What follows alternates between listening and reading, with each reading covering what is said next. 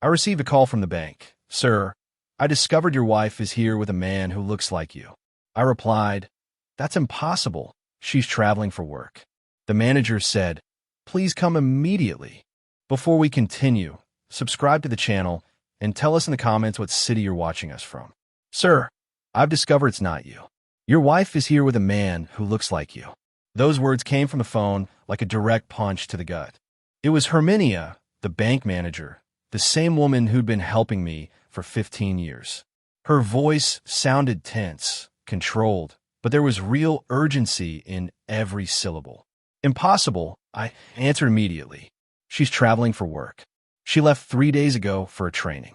There was a silence on the other end, a silence that lasted too long. Then she spoke again, and this time her voice was lower, almost a professional whisper. Mr. Muniz, come immediately. Please, don't make any calls before, just come. The line went dead. I sat there on my living room sofa with the phone still in my hand. Outside, the afternoon sun streamed through the window. Everything looked the same as always. My house, my furniture, my photographs on the wall, but something inside me already knew that nothing would ever be the same again. Fabiola, my wife, the woman with whom I'd shared 30 years of my life, had called me last night from her hotel.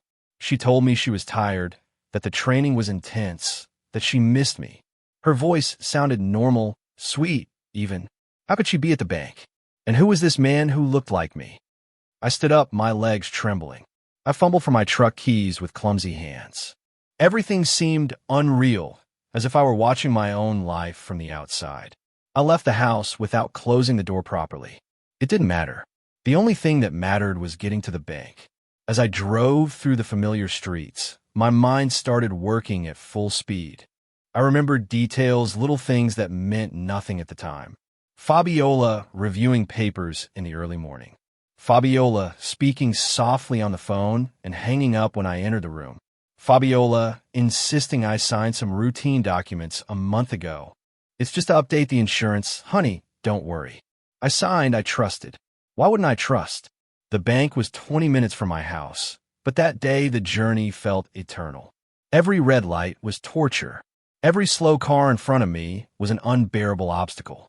I gripped the steering wheel until my knuckles turned white. I tried to call Fabiola. I dialed her number 3 times. All 3 times it went straight to voicemail. The number you have dialed is not available at this moment. Then I tried to call my son Gregorio. Maybe he knows something. Maybe this was an absurd misunderstanding, and in 5 minutes we'd be laughing about the confusion. But Gregorio didn't answer either.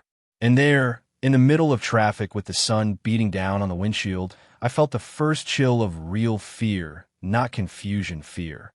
I got to the bank and parked however I could. I almost hit a post. I didn't care. I got out of the truck and walked toward the entrance with my heart pounding in my chest like a war drum.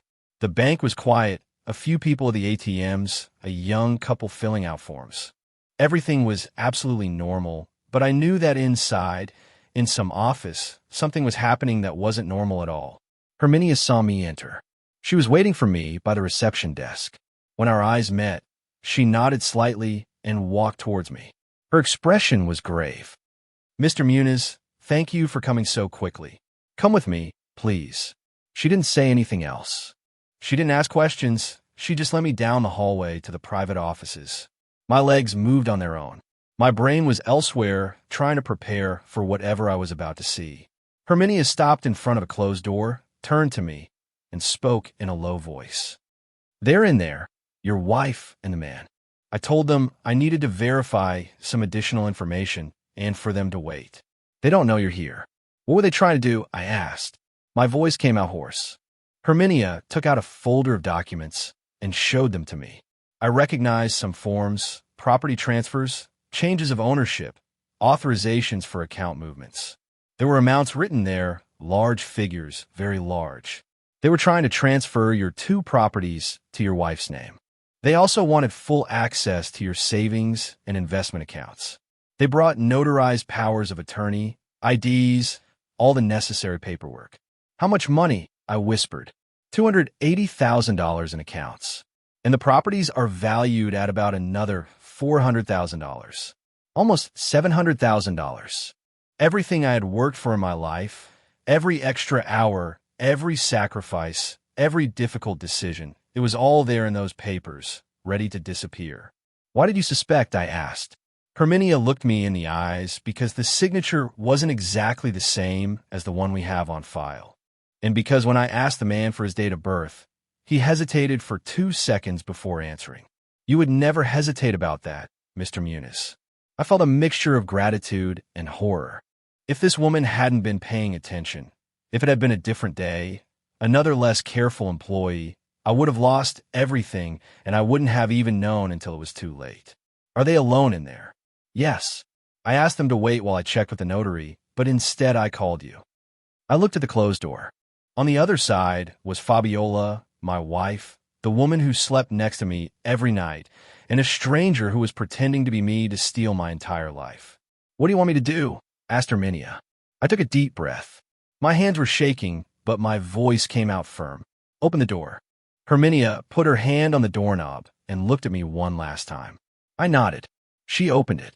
The office was small with a meeting table in the center and synthetic leather chairs around it. And there they were. Fabiola was sitting with her back to the door, her hair tied up, as always, wearing that gray suit I had given her for our anniversary. She looked calm, relaxed. She even had her phone in her hand, and next to her in the adjacent chair was him, a man my age, maybe a little younger, with gray hair similar to mine, a similar build. He was wearing clothes almost identical to what I usually wore. Dark pants, a light shirt, simple shoes. If you saw him from a distance, if you weren't paying attention, you might think it was me. When we entered, Fabiola looked up, and in that instant, in that fraction of a second, I saw something in her eyes I'll never forget. It wasn't surprise, it wasn't shame, it was pure calculation. She was sizing up the situation, looking for a way out, evaluating options. Then her expression changed, as if someone had flipped a switch. Her eyes widened. Her mouth formed a small O of surprise. She stood up immediately. Tadeo, what are you doing here? Her voice sounded perfect, confused, worried, innocent. If I didn't know what was happening, if I hadn't received that call, I would have believed she was genuinely surprised to see me. The man next to her also stood up. We looked at each other. He was my age, had my gestures, my way of standing. Someone had done a careful job choosing him. Fabiola, I said her name slowly. You told me you were traveling. She blinked. Yes, but there was a change of plans. The training was canceled this morning. I came back early, and she paused. She looked at Herminia, then at me, then at the man beside her. What's going on? Why are you here? Herminia closed the door behind us. The sound of the lock clicking was like a gunshot in the silence. Mrs. Muniz, Herminia said in a professional voice. You came here 2 hours ago accompanied by this man, introducing him as your husband Tadeo Muniz. You tried to transfer properties and bank accounts, but this, she pointed at me, is the real Tadeo Muniz. Fabiola opened her mouth, closed it, looked at the man beside her, and then looked at me. Her performance was impressive. She seemed genuinely confused. I don't understand anything. I came to the bank to ask some questions about our savings account. This gentleman, she pointed to the imposter, offered to help me because he saw I was confused with the forms. I thought he was a bank employee. The man said nothing, just stood there, motionless, his eyes fixed on some point on the wall. Herminia took the documents out of the folder and put them on the table. These are the forms you two filled out and signed. Property transfers, notarized powers of attorney, fund movement authorizations, all in the name of Fabiola Muniz, using the identity of Tadeo Muniz here present. Fabiola looked at the papers as if they were a venomous snake. I didn't sign any of that. There must be a mistake. Your signature is here, said Herminia, pointing to several documents, and your supposed husband's signature is too. I approached the table, took one of the papers. It was a notarized power of attorney. I recognized the notary's logo. It was the same notary Fabiola had taken me to a month ago to update the insurance. At that moment, everything clicked. That Saturday afternoon, when she asked me to go with her to sign some papers, I had signed without reading. I trusted her. Why wouldn't I trust my wife? Fabiola, I said, and my voice sounded strange to myself. A month ago, you took me to a notary. You told me it was for the insurance. What did I really sign? She looked at me with glassy eyes. Honey, it was for the insurance. I don't know what you're talking about. Are you confused? I'm not confused. I held up the document. This paper is dated 3 weeks ago. It says I grant you full legal power over all my properties and accounts. It's notarized. It has my signature, but I never signed this consciously. Herminia intervened. Mr. Muniz, it's common in elaborate frauds for the victim to be made to sign real documents mixed in with fake papers. You sign thinking it's one thing, but in reality, you're signing something else. I looked at Fabiola. I really looked at her after 30 years of marriage. I thought I knew her. Every gesture, every expression, every tone of voice, but the woman in front of me was a stranger. How long have you been planning this? I asked. Cadeo, please. I don't know what you're talking about. Someone's trying to trick us both. The man impersonating me finally spoke. His voice was similar to mine, but not the same, higher, less deep. I don't know who you are, sir. This lady hired me 2 weeks ago to pretend to be her husband at the bank. She told me her husband was sick, that he couldn't leave the house, and that she needed help with some urgent paperwork. She offered me $5,000. The silence that followed was absolute. Fabiola turned to him with wide, crazed eyes. What are you saying? I never hired you. I don't know you. Herminia took out her phone. We have the bank's security cameras. We recorded you both entering together, talking in line, filling out forms side by side. We also have the record of the calls Mrs. Fabiola made from her cell phone to this number in the last 2 weeks. She showed the screen. 17 calls, some over 20 minutes long. Fabiola took a step back. Her perfect mask was beginning to crack. Those calls, I was to coordinate a surprise for Tadeo. A gift. A $700,000 gift, Herminia asked without emotion in her voice. I was still standing there holding those documents, feeling my life crumble in slow motion. 30 years, 3 decades of waking up next to this woman, of building dreams together, of raising our son, of planning a quiet future after so much work. And it was all a lie. Where's Gregorio? I asked suddenly. Does her son know about this? Fabiola didn't answer, but the way she looked away gave me the answer. He's involved, isn't he? My voice rose. My own son. Tadeo, please listen to me. Fabiola reached her hand out to me. I stepped back. I didn't want her to touch me. I didn't want anything of hers to ever touch me again. Herminia spoke calmly. Mr. Muniz, I'm going to call the police. This is documented fraud. Identity theft and attempted robbery are serious crimes. Fabiola turned pale. No, wait, we can talk. Tadeo and I can talk and sort this out privately. There's no need to involve the authorities. Sort out, I exploded.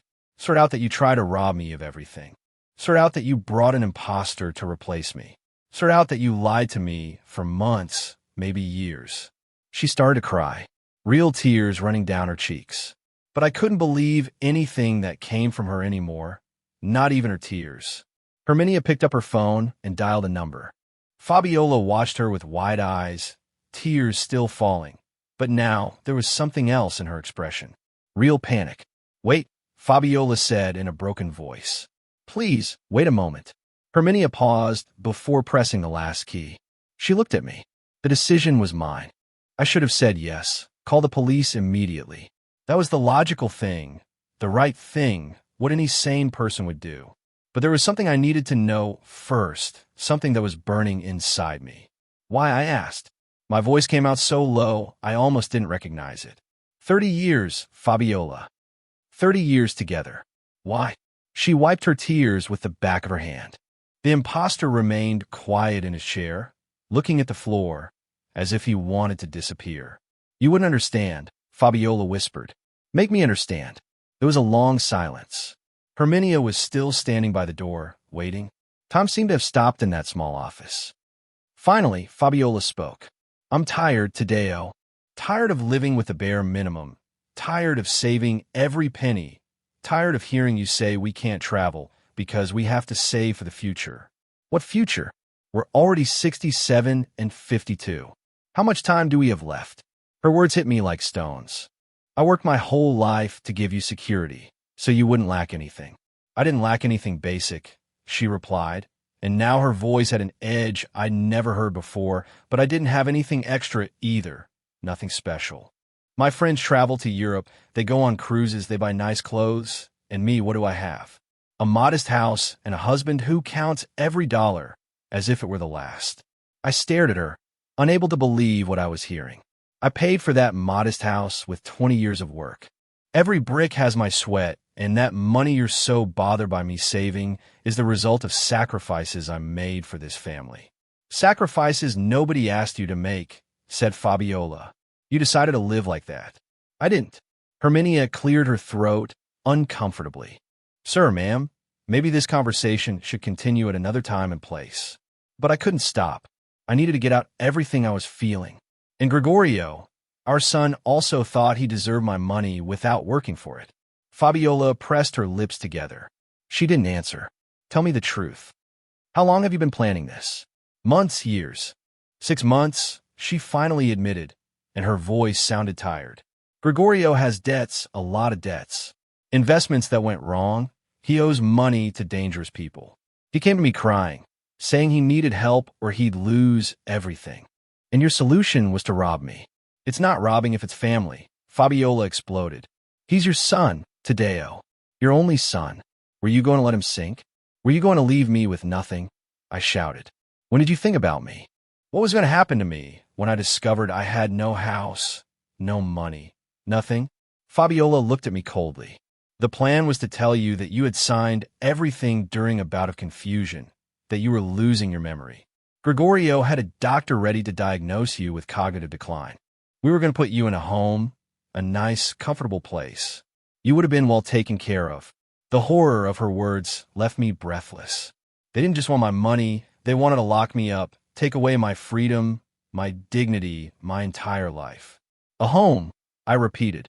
You wanted to lock me up as if I were a piece of old furniture that's in the way. Don't put it like that. Many elderly people live happily in those places. I'm not an incapable elderly person. My mind is perfectly fine. Herminia intervened again. Mr. Muniz, what your wife is describing constitutes aggravated fraud, conspiracy, and possible unlawful imprisonment. I need to call the authorities now. Fabiola turned to her in desperation. Please, let us sort this out as a family. I'll return everything. It won't happen again. Taddeo, love, we can go to therapy. We can fix our marriage. I laughed. It was a bitter, humorless laugh. Fix? There's nothing to fix, Fabiola. You just destroyed 30 years in one afternoon. The imposter finally stood up.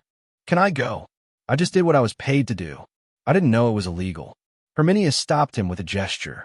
You're not going anywhere either. You're an accomplice to fraud. The man turned pale. She told me it was a legal procedure, that her husband was sick. I have those messages saved. I can prove she lied to me too.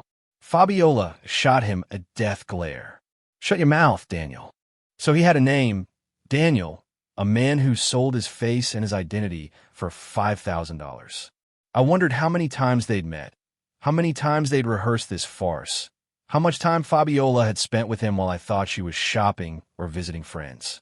Did you sleep with him? I asked.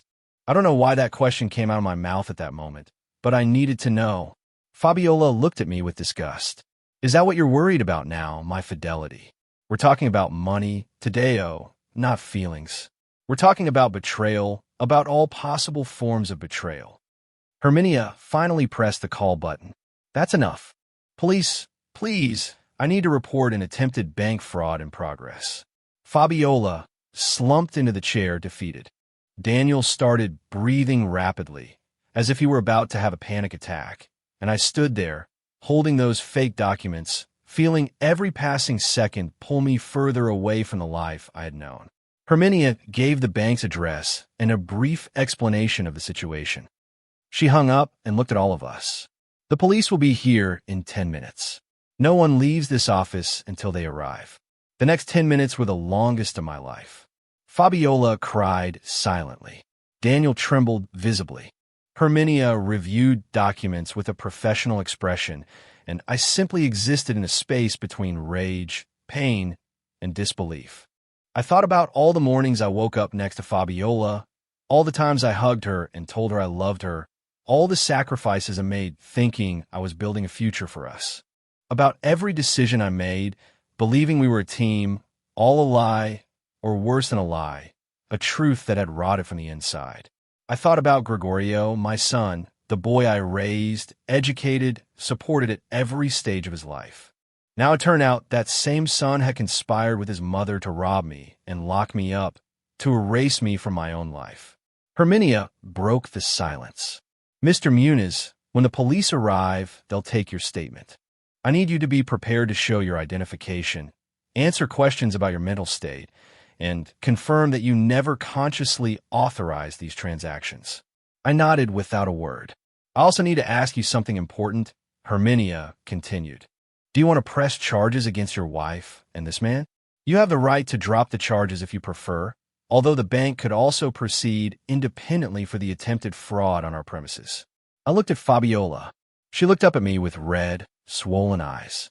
Tadeo, she whispered, please, for everything we lived through together, don't do this. 30 years looked back at me from her eyes, 30 years of shared history, but also 6 months of lies, 6 months of planning my destruction. I want to proceed, I said with a firm voice. I want justice to be done. The police arrived exactly 9 minutes later. 2 uniformed officers and a plainclothes detective. Herminia opened the door for them, and the 3 of them entered with that authoritative presence that figures of the law bring. The detective, a man in his 40s with a serious expression, looked at all of us. Who reported the incident? Herminia raised her hand. I'm the manager, Herminia Salazar. The detective took out a notebook. Explain the situation to me. Herminia recounted everything with professional precision. The attempted transfer, the inconsistent signatures, the arrival of the real Tadeo Muniz. The detective took notes without showing any emotion. The 2 officers positioned themselves near the door, observing. When Herminia finished, the detective looked at me. You're Tadeo Muniz. Yes, sir. Do you have identification? I took my ID card out of my pocket and handed it to him. He examined it carefully. Then he looked at Daniel. And you? Daniel took out his own ID with trembling hands. The detective checked it and raised an eyebrow. Daniel Herrera. Any relation to Mr. Muniz? No. Sir, she hired me to impersonate him. She who? Daniel pointed to Fabiola. Mrs. Fabiola Muniz. The detective turned to my wife. Is this true, ma'am? Fabiola had stopped crying. Now she had a hard, closed expression. I want to speak to a lawyer before answering any questions. That's your right, the detective said, unfazed, but I'm going to need your identification too. Fabiola handed him her ID. The detective compared it to mine, verifying that we were indeed married according to the documents. Mr. Muniz, the detective said to me, did you authorize any of the transactions that were attempted today? No, sir. I knew nothing about this until the manager called me an hour ago. And these documents, he pointed to the papers on the table. Do any of them have your real signature? I went over to examine them more carefully. There were bank forms, powers of attorney, authorizations. Some had signatures that looked like mine, but they weren't exact. Others, I stopped at one.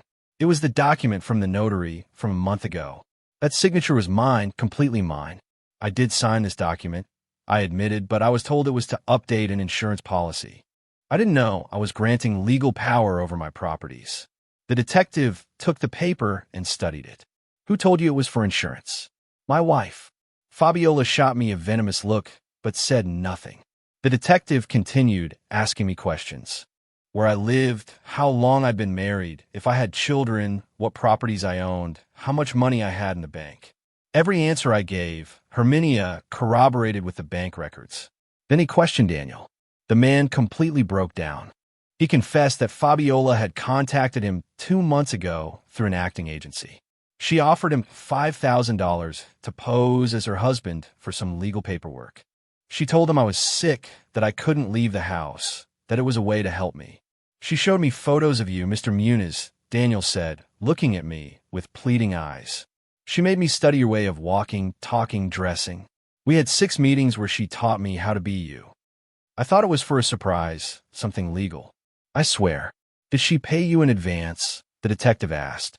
$2,500 now, $2,500 when today's job was done. Do you have proof of those payments? Daniel took out his phone and showed bank transfers.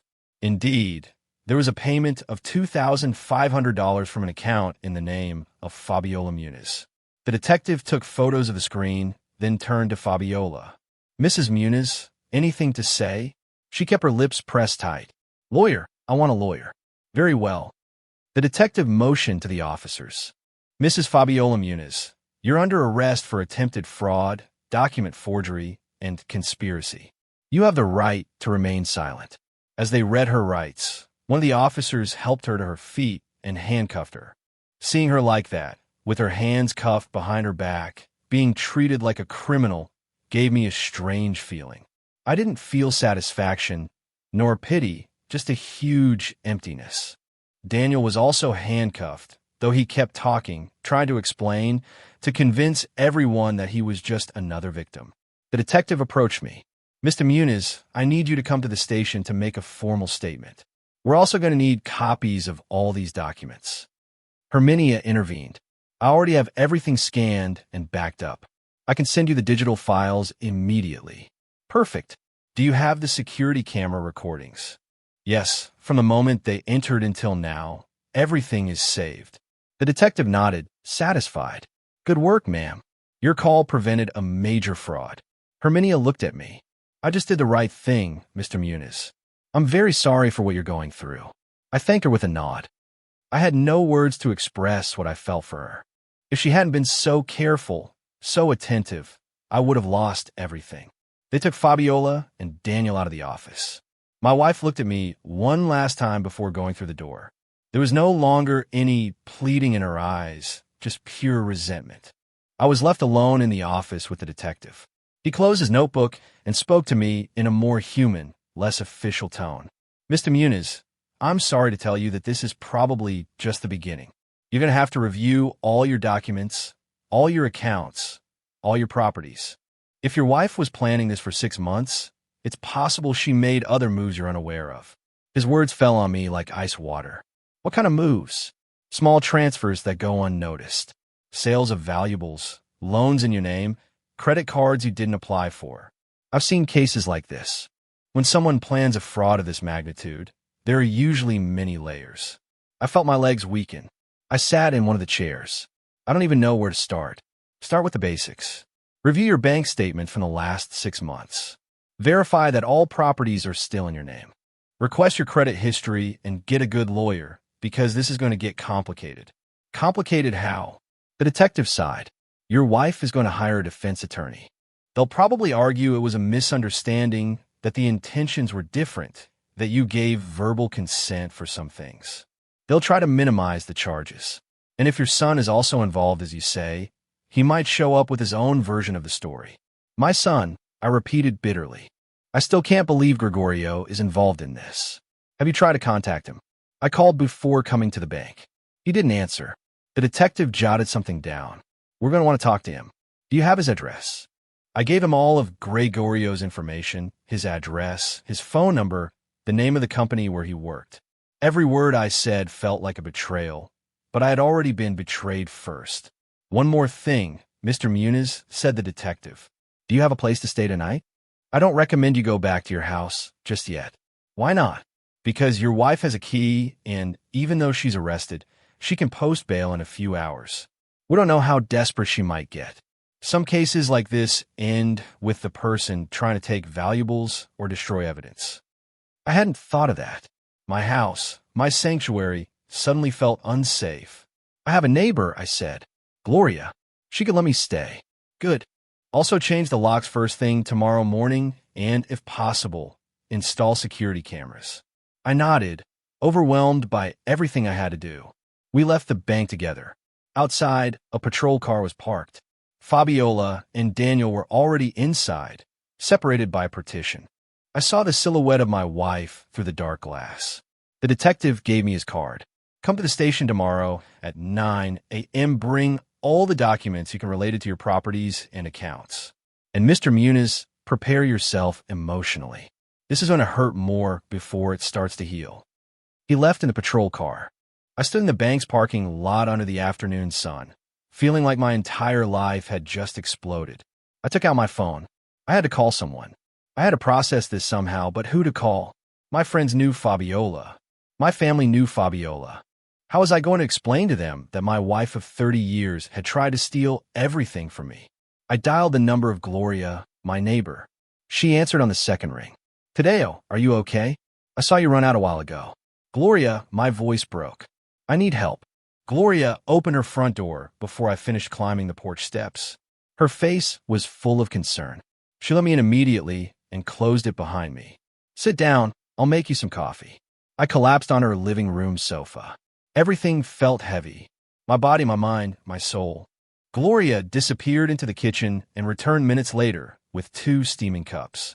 Tell me what happened, she said, sitting across from me.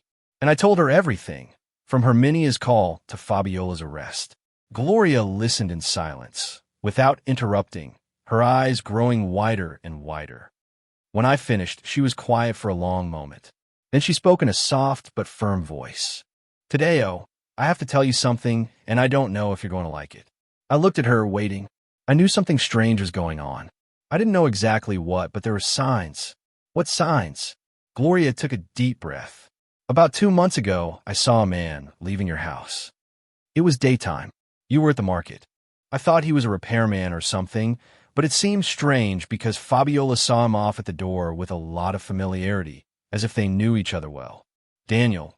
It had to be Daniel during one of those rehearsals. Why didn't you tell me anything? Because I didn't want to meddle where I'm not wanted. I thought maybe he was a relative or a friend. I didn't want to cause problems in your marriage over a silly suspicion. She paused, but there were other things. What else? Fabiola was receiving packages, many packages. She would put them away quickly, as if she didn't want anyone to see them.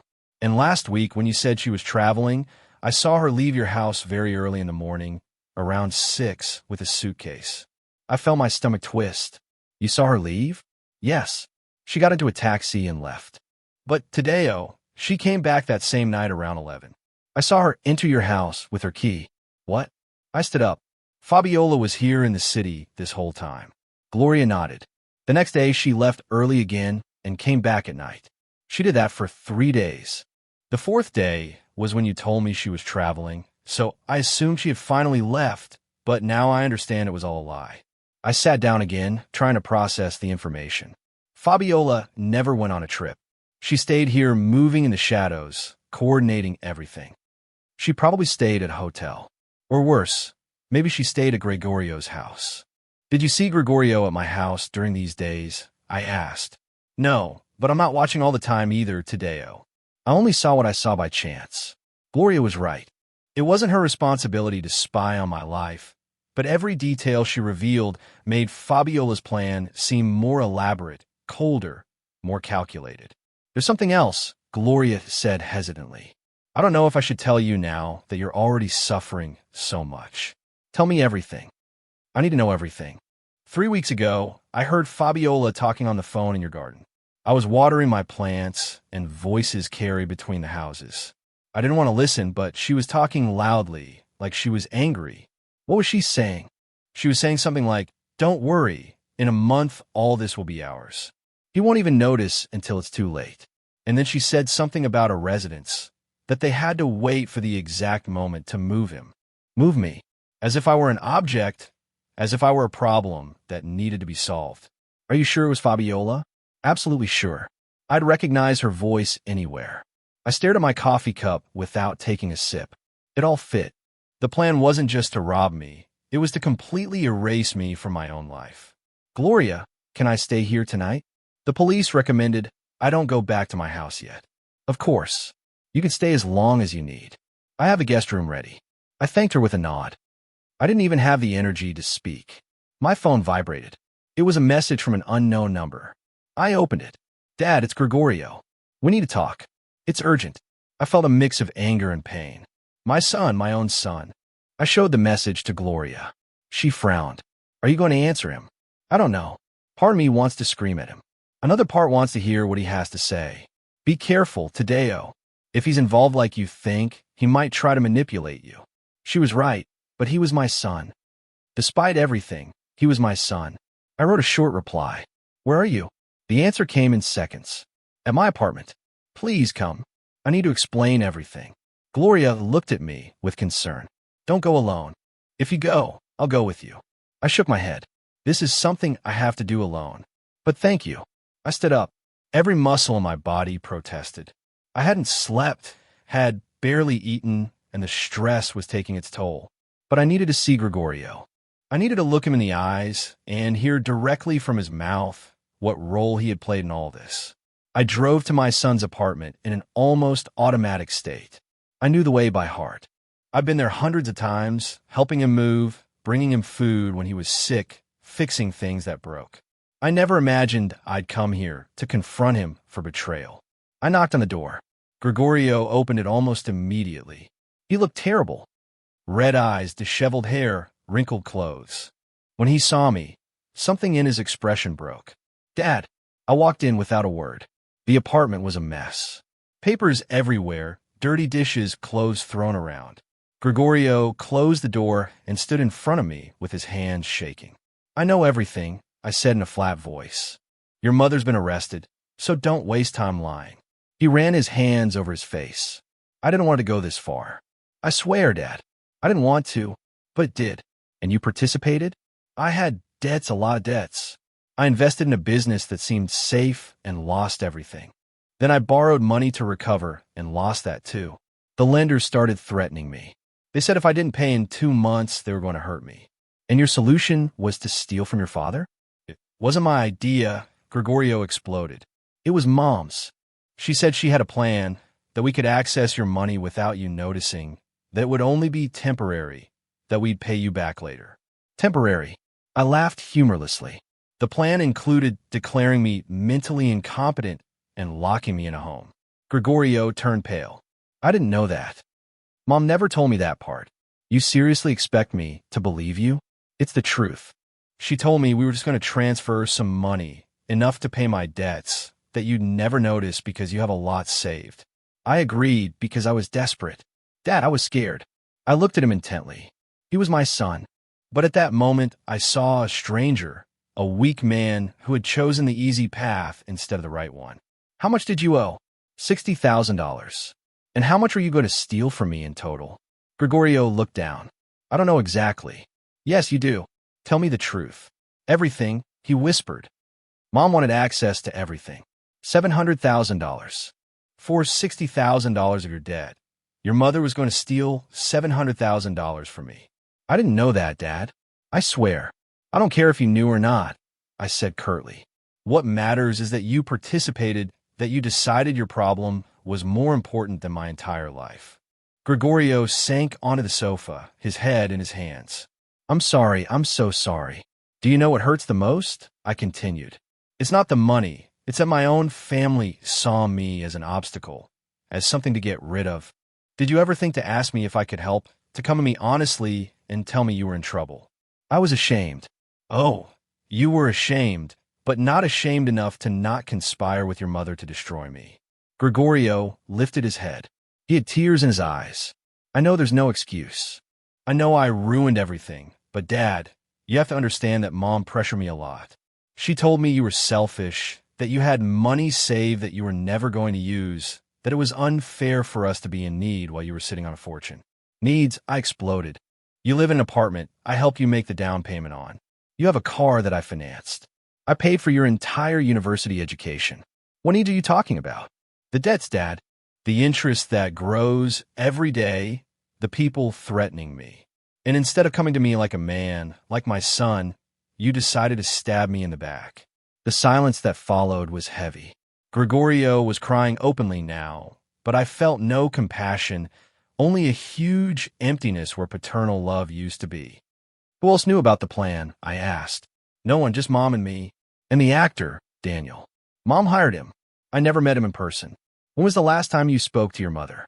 This morning she called to tell me that today was the day, that everything would go well, and that by tomorrow we'd have the money, that I could pay my debts and start over. I walked over to him, looked down at him. Your mother is under arrest. She's going to face criminal charges, and you should too. Gregorio went pale. What? The police want to talk to you. I gave them your address. They'll probably come tomorrow. He jumped to his feet. Dad, no, please. If they arrest me, I'll lose my job. I'll lose everything. You've already lost everything, Gregorio. You lost it when you decided to betray me. But I didn't go to the bank. I didn't sign anything. I just knew about the plan. That's called conspiracy. It's a crime. Gregorio started pacing, breathing fast. There has to be something I can do. I can testify against Mom. I can say she forced me. She forced you. A moment ago you said you agreed because you were desperate. She manipulated me. She filled my head with ideas that you were unfair to us. Gregorio, you're 35 years old. You're an adult. You can't blame your mother for your own decisions. He stopped in front of me, his hands clasped as if he were praying. Dad, please, I'll do anything. Tell me what I have to do to fix this.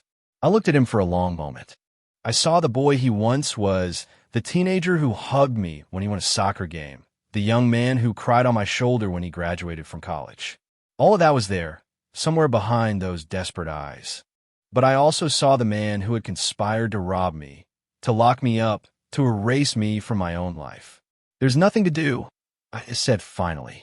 The consequences of your actions are already in motion. The only thing you can do now is cooperate with the police and accept what's coming. And us, our relationship. I don't know if we have a relationship after this, Gregorio. I don't know. I turned to leave. He grabbed my arm. Dad, wait. Please, don't leave like this. I pulled away. Let go of me. I don't want you to touch me. Dad, I said let go of me. I did it with more force than I intended. Gregorio stepped back, surprised. I walked to the door. My son followed me. What's going to happen to Mom? He asked in a broken voice. I don't know. And honestly, right now I don't care. Are you going to get a divorce? I stopped with my hand on the doorknob. Of course I'm going to get a divorce. What did you expect? That I'd forgive and we'd go on as if nothing happened. No, I don't know. I can't believe it all blew up like this. You should have thought of that before. I opened the door. Outside, the building's hallway was dark and silent. Dad, Gregorio called one last time. I do love you, despite everything. I love you. I didn't answer, I couldn't. If I opened my mouth, if I said anything, I would have completely broken down. And I didn't want to give him that satisfaction. I didn't want him to see me destroyed. I went down the building's stairs and out to the parking lot. The cool night air hit my face. I took a deep breath, trying to calm down. My phone vibrated. It was a message from a number I didn't recognize. Mr. Muniz, this is Domingo Paredes, attorney. Gloria, your neighbor, contacted me and explained your situation. I'd like to meet with you tomorrow to discuss your legal options. I won't charge anything for the initial consultation. It's important that you have proper representation as soon as possible. Gloria, always one step ahead, looking out for me even when I didn't ask her to. I replied to the message. Thank you. What time? How about 10 in the morning? My office is at 234 Hidalgo Street. I'll be there. I drove back to Gloria's house. She was waiting for me with the door open. How'd it go with Gregorio? She asked. Bad. Very bad. I said no more. I didn't have the energy to relive that conversation. Gloria showed me the guest room. It was small but cozy. A clean bed, fresh towels, a lamp on the nightstand. Rest, she said. Tomorrow is going to be a long day. I was left alone. I sat on the bed and finally, after hours of holding it in, I allowed myself to feel the full weight of what had happened. 30 years of marriage destroyed in an afternoon. My son revealed as an accomplice. My house was no longer a safe haven. My money had been seconds away from disappearing. My freedom had been seconds away from being taken. How is a person supposed to recover from something like that? I thought of Fabiola in a cell at that moment. Was she sorry, or was she planning her next move? How much of the woman I loved was real, and how much was an act? I thought of Gregorio, in his messy apartment, probably unable to sleep, knowing the police were coming for him. And I thought of myself, Tadeo Muniz, 67 years old, alone, betrayed but alive. Still alive. I lay down without taking off my clothes. I closed my eyes. Sleep didn't come easy, but eventually exhaustion won. I woke up early with an aching body. I had slept badly, with nightmares where Fabiola and Gregorio chased me with documents in their hands, asking me to sign over and over again. Gloria was already awake. The smell of fresh coffee filled the house. We had breakfast in silence. I had no appetite, but she insisted I eat something.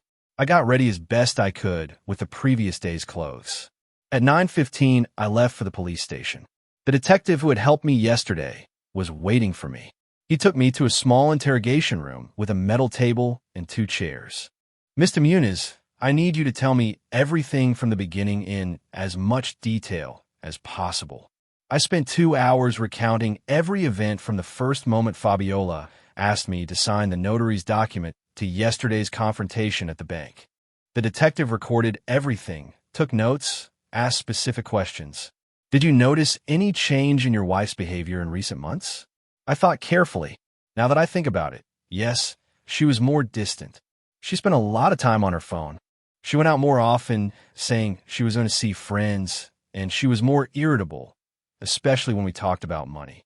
Did you argue about money? Not exactly argue, but she would make comments about why we didn't travel more, why we didn't treat ourselves, what was the point of having money saved if we didn't use it. The detective nodded. It's a common pattern. Resentment grows slowly before it turns into action. We finished around noon. The detective gave me more instructions. Your wife spent the night in custody. Today, she'll have her bail hearing. She'll likely be released under certain conditions. They'll put a temporary restraining order on her that prohibits her from approaching you or your properties. And my son? We're still investigating his level of involvement. We're going to summon him for questioning tomorrow. I left the station with an envelope full of copies of reports and documents. My next stop was the office of a lawyer, Domingo Paredes. The office was in an old downtown building. I went up to the 3rd floor on creaking stairs. A discreet plaque on the door said, Domingo Paredes, attorney. I knocked, and a deep voice told me to come in. Domingo Paredes was a man in his 50s with thick glasses and a serious, but not intimidating expression. He shook my hand firmly. Mr. Muniz, Gloria told me a bit about your situation, but I need you to give me all the details. I told the story again. I had told it so many times that the words came out automatically. Domingo listened without interrupting, occasionally taking notes. When I finished, he folded his hands on the desk. Your case is complicated, but manageable. You have several fronts to address immediately. First, the divorce. Second, the recovery and protection of your assets. Third, the criminal case against your wife and possibly your son. How long will all this take? The divorce, under normal circumstances, takes 6 months. But given that there are criminal charges involved, we can request an expedited one for abandonment and spousal fraud. That could reduce it to 3 months. And my properties, I need to verify that everything is still in your name. We're going to request certificates of non-encumbrance for both properties. We'll also review all your bank transactions for the last 6 months. If we find unauthorized transfers, we'll dispute them. I took out all the documents I had brought. Bank statements, deeds, the police report. Domingo reviewed them meticulously. Here, he pointed to a transaction in my savings account from 4 months ago. A withdrawal of $15,000. Did you authorize this? I looked at the date. No, I don't remember taking out that amount. Domingo marked the document with a highlighter. We'll keep looking. There's probably more. We spent another hour reviewing papers. We found 3 more withdrawals I didn't recognize. In total, $38,000 had disappeared from my accounts in the last 6 months. How could I not have noticed? I asked, feeling stupid. Because you trusted and because whoever did it was smart enough to make withdrawals in amounts that wouldn't raise immediate alarms. 15,000 here, 10,000 there, spaced out over time. By the time you notice the pattern, it's already too late. Can I get that money back? It depends on where it is. If your wife spent it, it'll be difficult. But if it's in an account in her name or your son's name, we can request it be frozen and returned. Domingo continued explaining the legal process. He talked about civil lawsuits, forensic evidence, testimonies. Every word made it all feel more real and more overwhelming. Mr. Muniz, he said finally, I need to ask you something important. What do you want to achieve with all this? I want justice. I want them to pay for what they did. I understand the sentiment, but be more specific. Do you want your wife to go to prison? Do you want to recover every penny? Do you want revenge or do you want protection? The question stopped me. What do I really want? I want my money back, I want my property secure, and I want to make sure they can never do something like this to me again. Domingo nodded. Those are achievable goals. As for the criminal punishment, the judicial system decides that. But what's in our control is protecting what's yours and ensuring you can live the rest of your life in peace. Those words resonated with me. Peace. That's what I really wanted. Not revenge, just peace. How much is all this going to cost? I asked. My fees are $200 an hour. But since you're a referral from Gloria, and given the delicate nature of your case, we can work out a payment plan. The important thing now is to act quickly. I agreed. We signed a legal representation agreement. Domingo gave me a list of things to do immediately. First, change all your banking passwords. Second, go to the bank and request that only you can make transactions on your accounts. Third, change the locks on your house today. Fourth, install security cameras if you can. And fifth, don't speak to your wife or your son without me being present. I left the office with a plan of action. I felt strangely relieved. Domingo had given me structure in the midst of chaos. I knew what to do now. My next stop was the bank. Herminia greeted me with a sad smile. Mr. Muniz, how are you? Surviving. I need to make some changes to my accounts. We went to her office. I explained what Domingo had instructed me to do. Herminia worked efficiently. I'm going to put alerts on all your accounts. Any transaction over $1,000 will require your in-person authorization with double identity verification. I'm also going to block any card that isn't the one you physically have right now. Can you check if there are other accounts in my name that I don't know about? Herminia typed on her computer. No, just the 2 accounts you've always had. But let me check if there are any recent credit applications in your name. I waited with a knot in my stomach. Herminia frowned. Mr. Muniz, there are 2 credit cards that were applied for 3 months ago in your name. Did you request them? No. One is from this institution, but it's assigned to another branch. The other is from a different bank. Both have a limit of $20,000 each. Another $40,000 in potential debt that I didn't know existed. Are they active? Yes, and both have balances. The one from here has a balance of $18,000. I have to check with the other bank for the other one. I felt dizzy. How is it possible they approve credit without me knowing? If someone has access to your documents and knows your personal information, they can apply online. The system doesn't always detect fraud until it's late. Herminia helped me immediately block the fraudulent cards and initiate a formal identity fraud dispute. She also gave me the records of all the charges made on those cards over the last 3 months. I reviewed the statements in disbelief. Purchases at expensive clothing stores, fancy restaurants, a travel agency, payments to a spa, a beauty salon, even a jewelry store. Fabiola had been living a parallel life with my money while I thought we were saving for the future. How much do I owe in total between the 2 cards? I asked. Herminia did the math. Approximately $34,000. Added to the $38,000 Domingo had found, Fabiola had stolen $72,000 from me in 6 months. And that's not counting what would have happened if the bank plan had worked.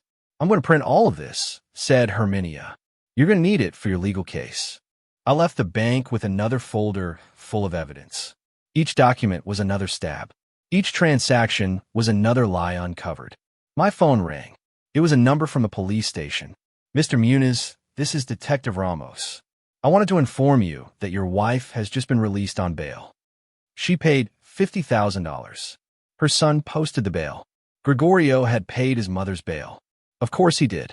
Are there restrictions? I asked. Yes. She can't come within 200 meters of you or your properties. She can't contact you by any means, and she has to report to the station every week. If she violates any of these conditions, she'll be arrested again immediately. Understood. Thanks for letting me know. I hung up and immediately called Domingo. Fabiola is out on bail, I told him. I need to change the locks right now. I'm already ahead of you, Domingo replied. I've hired a locksmith who's waiting for you at your house in an hour. I also hired a camera installation service. They're coming early tomorrow. I was speechless. Thank you. I don't know what to say. Don't say anything. Just go home and take back control of your space. I drove back to my house for the first time since yesterday. The familiar road felt strange. Now, every corner, every tree reminded me of my old life, the life where I trusted my family. The locksmith was already waiting, a young man with a van full of tools. Mr. Muniz, Domingo explained the situation. I'm going to change all the exterior locks. Front door, back door, garage. Are there any other entrances? The side patio door. Perfect. It'll take me about 2 hours. I went into my house. Everything was exactly as I'd left it yesterday, but it felt different, violated, contaminated. I walked through the rooms, seeing everything with new eyes. I went to the room I shared with Fabiola. Her clothes were still in the closet, her perfumes on the dresser, her side of the bed perfectly made. I went to her nightstand and opened a drawer. There was a notebook. I took it out and opened it. It was notes, dates, amounts, plans in Fabiola's handwriting. March 15th. Withdraw $15,000. Savings account. Tell him it's for car repairs. April 3rd. Credit card approved. $20,000 limit. Buy what I need before he notices. May 20th. Contact Daniel. Offer him $5,000. Make sure he looks enough like him. June 10th. Gregorio needs $60,000. Speed up the plan. We can't wait any longer. Page after page of documented betrayal, of cold, calculated plans, of organized lies. The last entry was from 3 days ago. Everything ready for Tuesday. Daniel has rehearsed enough. Gregorio has the papers ready. By Wednesday, Tadeo will be in the home and we'll have full access. I'll finally be able to live as I deserve. I closed the notebook, feeling nauseous. I put the evidence in my pocket. Domingo needed to see this. I kept looking. I found receipts hidden in the back of the closet. Bills from expensive restaurants on dates when she was supposedly with me. Movie tickets for 2 on nights she told me she was alone. A whole life of carefully organized lies. How much of our marriage was real?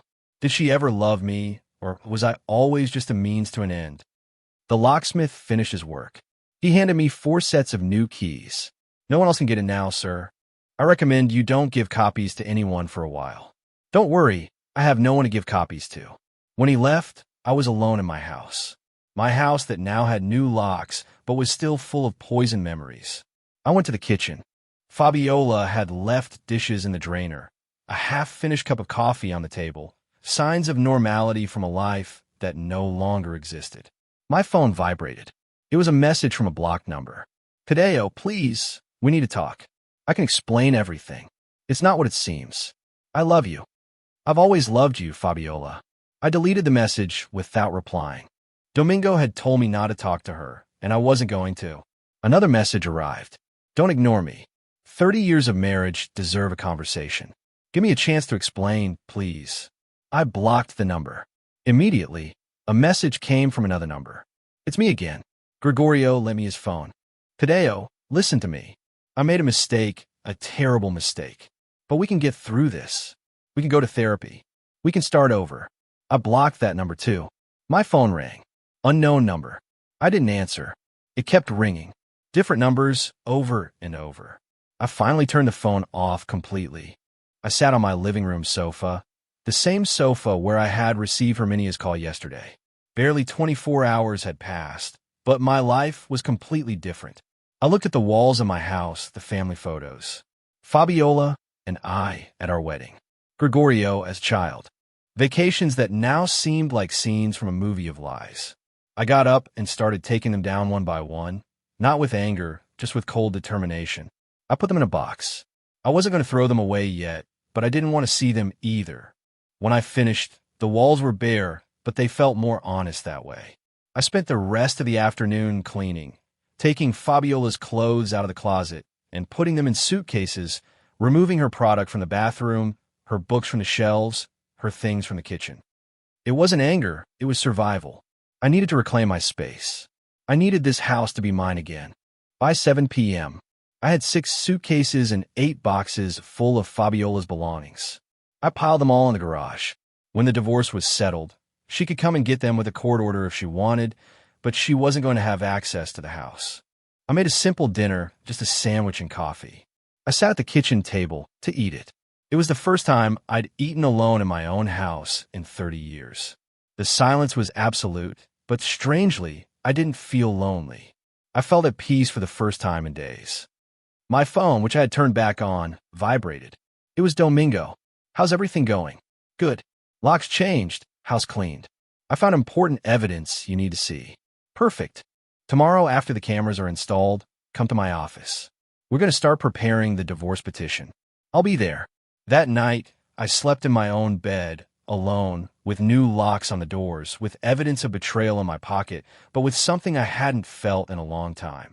Control. I finally had control of my own life again. 3 months later, I was sitting in the family court courtroom. Domingo was beside me with his briefcase full of perfectly organized documents. On the other side of the room, Fabiola was with her defense attorney, a young man who looked nervous. We hadn't spoken in all that time, not a word. Every communication had been through the lawyers. The judge entered and we all stood. She was a woman in her 60s with a serious but fair expression. Divorce case Muniz versus Muniz. Be seated. The hearing began. Domingo presented all the evidence we had gathered. Fabiola's notebook with her detailed plans, the bank records showing the unauthorized withdrawals, the fraudulent credit cards, the bank security recordings, Herminia's testimony, Gloria's testimony. It was all there, organized, irrefutable. Fabiola's lawyer tried to argue that it had been a moment of desperation, that my wife suffered from untreated emotional problems, that the marriage had been in crisis, and she had acted impulsively. The judge listened without expression, then reviewed the documents. The notebook with months of detailed planning destroyed any argument of impulsivity. Mrs. Muniz, the judge said finally, "Do you have anything to say in your defense?" Fabiola stood up. She looked thinner, paler. For a moment, I almost felt sorry for her. Almost. Your Honor, I made terrible mistakes. I admit it, but it was because I felt trapped in a marriage where my needs didn't matter. Tadeo never listened to me, never gave me what I needed. The judge interrupted her. Mrs. Muniz, this isn't couples therapy. This is a legal proceeding about documented fraud and divorce. Your marital feelings do not justify theft, document forgery, or conspiracy to deprive your husband of his freedom. Fabiola sat down, defeated. The judge reviewed more papers. I've read the report from the parallel criminal case. Mrs. Muniz, you already pleaded guilty to third-degree fraud and document forgery. You received a sentence of 2 years of probation, 300 hours of community service, and the obligation to return everything you stole. Yes, Your Honor, Fabiola answered in a low voice. Good. As for the divorce, it's clear that this marriage is irretrievably broken. I grant the divorce on grounds of serious fault. The assets are divided as follows. I listened carefully. The judge ordered that all properties remain in my name, given that they were acquired with my work and that Fabiola had demonstrated intent to steal them. The bank accounts remained entirely in my name. Fabiola would not be entitled to alimony due to her criminal conduct. However, she would have to pay me back the $72,000 she stole on a court-supervised payment plan. If she failed to comply, she would go to prison. Anything else to add? The judge asked. Domingo stood up. Your Honor, we request a permanent restraining order. Granted. Mrs. Muniz, you may not approach Mr. Muniz or contact him by any means for a period of 5 years. Understood? Yes, Your Honor. The gavel fell. Divorce decreed. This court is adjourned. I walked out of the courthouse a free man. Legally free. Emotionally free. Domingo shook my hand. Congratulations, Tadeo. This ended well, considering how it could have ended. Thanks for everything, Domingo. I couldn't have done it without you. I just did my job. Now, what's next for you? That was the question, wasn't it? What's next? The last 3 months have been a whirlwind. Besides the divorce, there had been the criminal case against Fabiola and Daniel. Both pleaded guilty to avoid trial. Daniel received a year of probation for his minor role. Fabiola faced more severe consequences. Gregorio was never formally charged. There wasn't enough evidence of his direct involvement in the bank fraud, although it was clear he knew about the plan. However, that didn't matter for our relationship. I had stopped answering his calls after that night at his apartment. 2 weeks ago, I received a letter from him. I didn't open it. I put it in a drawer. Maybe someday I'd be ready to read it, but not today. I sold the house. Too many bitter memories. I bought a smaller apartment in another neighborhood, a new place where I could start from scratch. Gloria helped me move. She had become my best friend during this whole process. I got almost all my money back. Herminia helped me clear the fraudulent debts from the credit cards. The bank accepted its responsibility for not detecting the false applications and absorbed most of those costs. Of the $72,000 Fabiola stole from me, she had already paid back $20,000. She would pay the other $52,000 in installments over the next 3 years. If she didn't comply, she would go to prison. Now, standing outside the courthouse, I breathed in the cool afternoon air. I was 67 years old, an age where many people are already retired, enjoying grandchildren, living peacefully. I was starting over, but I didn't feel old. I felt reborn. I drove to my new apartment. It was on the 3rd floor with a view of a small park, but it was perfect for me. I went inside and poured myself a glass of water. I sat on the new sofa I had bought last week. The walls were still bare. I hadn't put up any photos, no decorations, just the essentials. And that was fine. My phone rang. It was Gloria. How'd it all go? Well, the divorce is official. How do you feel? Free. There was a pause. Want to come for dinner? I made roasted chicken. I smiled. I'd love to. That night, sitting at Gloria's table, eating home-cooked food and talking about simple things like the weather and the news, I realized something important. Fabiola and Gregorio's betrayal had been devastating. It had taken 30 years of history, $72,000, and my faith in the people closest to me. But it hadn't taken my dignity, it hadn't taken my ability to recover, it hadn't taken my future. I had learned painful lessons, that trust must be earned, not given blindly, that love without respect is dangerous, that being alone is better than being betrayed. But I also learned that good people exist, like Herminia, who had the care and courage to call me, like Gloria, who opened her home and her friendship to me without asking for anything in return, like Domingo, who fought for me with genuine dedication. I went back to my apartment that night, feeling at peace. I stood in front of the window, looking at the city lights. 67 years old. It wasn't too late for anything. Maybe I'd travel. Something Fabiola always wanted, but we never did. Now I could do it alone, on my own terms. Maybe I'd take classes in something, painting, cooking, whatever. I had time. Maybe eventually I'd let Gregorio back into my life, but it would be on my terms, with clear boundaries, without the weight of guilt or obligation. Or maybe not. And that was okay too. I lay down in my new bed, in my new apartment, in my new life. I closed my eyes without fear, without extra locks, without security cameras inside my own space. I needed them for a while, but not anymore because I had recovered something more valuable than money, more important than properties. I had recovered my life, and this time, no one was going to take it from me. The call from the bank had come just in time. Herminia Salazar had saved me from losing everything, but I had saved myself by deciding to fight, by deciding not to let myself be destroyed, by deciding I deserve better. That night, I slept deeply, without nightmares, without being startled, just peace. And when I woke up the next morning, with the sun streaming through the window of my new home, I knew with absolute certainty that everything was going to be okay. Because in the end, the story wasn't about what was taken from me. It was about what I managed to keep, my dignity, my strength. My future in that, no one could ever steal from me.